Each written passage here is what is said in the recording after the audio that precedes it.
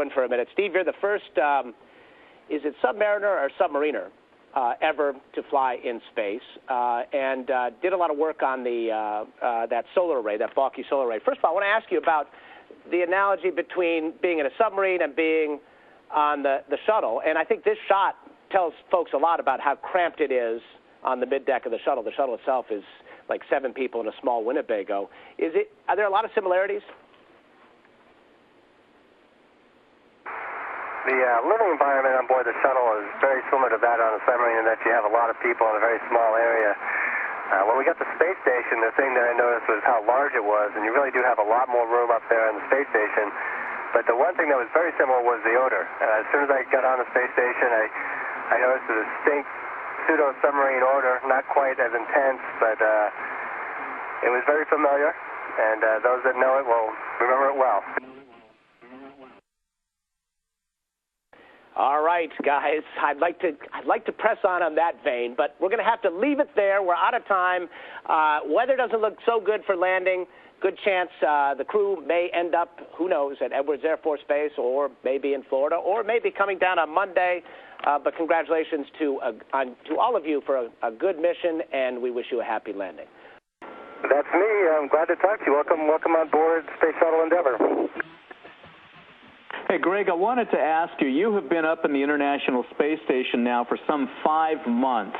Can you describe to us what the feeling is like as you are getting closer and closer to hugging your children, seeing your wife, and being back on Earth for the first time in 5 months?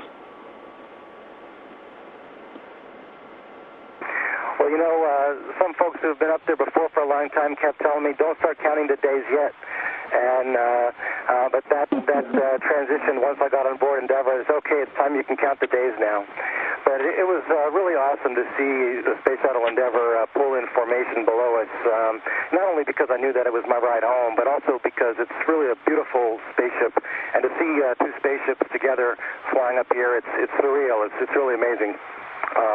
It was wonderful to welcome these guys on board. You know, we've been up there more or less 3 guys alone for a long time. And all of a sudden to have 10 people working on the space station, renovating it. These guys did an amazing job updating the space station and getting it ready for a crew of 6. So that was a lot of fun for the time we had together. And now it's a pleasure to join this crew. And I really appreciate the ride home. I'm really looking forward to seeing my kids and my family, as you said. Greg, I'd like to ask you another question. You have had a chance through NASA to live underwater for a time through their NEMO program. You've had a chance now to be in space. Can you compare the 2 experiences? Yeah, you know, a few of us have on board here have also lived on the Aquarius underwater habitat for a time, and that's also, you know, a terrific mission, a great experience. And very similar in a lot of ways. You know, there you're also really dependent on life support equipment to maintain your life, and that's the priority. You know, if there's anything wrong, that's the priority. Of course, you need to take care of your equipment so it can take care of you. And we use that facility as training for long duration missions and also for space missions, because there are those parallels. You know, of course, doing a spacewalk underwater is doing a dive, and there we see life. I'd say one of the differences is on NEMO, you're still in Earth's environment, and when you go outside or look outside, you still interact with nature. The difference here is we have this unbelievably spectacular view of nature, all of nature, at its best, but we're remote from it and can't interact with it. So that's an interesting contrast, but very similar. Of course, we're a little more remote on the space station, and we don't have access to help if we need it. So we have to be a lot more self-sufficient on the space station. Greg, you've spent a lot of time, of course, great periods of weightlessness in the environment, and of course all of the other astronauts have spent those 2 weeks up there. In reacclimating, is it very difficult to do so, or have things changed in terms of the program that allows you to reacclimate very easily? Well, I'll let you know after I get back. It's really amazing because when you arrive in space, it feels strange for a short time, but within a couple of days you feel great, and everybody is an acrobat after that. You fly around and it's like in a dream. It's floating in space. It's just a wonderful feeling, and sleeping for some of us up here is also just absolutely wonderful.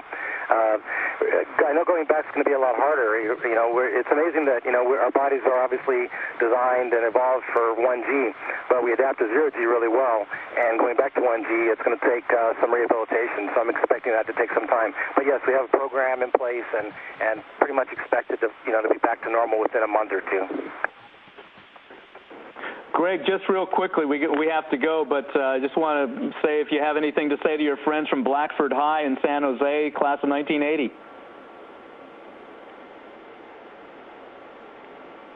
Well, yeah,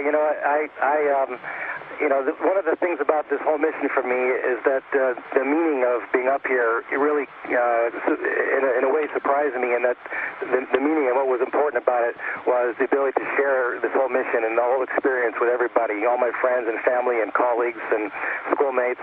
And so, a big hello, of course, to everybody in the Bay Area, and especially my fellow students from Blackford High. But it's been wonderful to keep in touch with people from here and share the experience. I think they've helped me remember how special it is to be here, and so that's really been important for me. I want to invite you to come visit our family-owned appliance superstore. Hi, Audio Check. This is Susan Harding with KATU TV.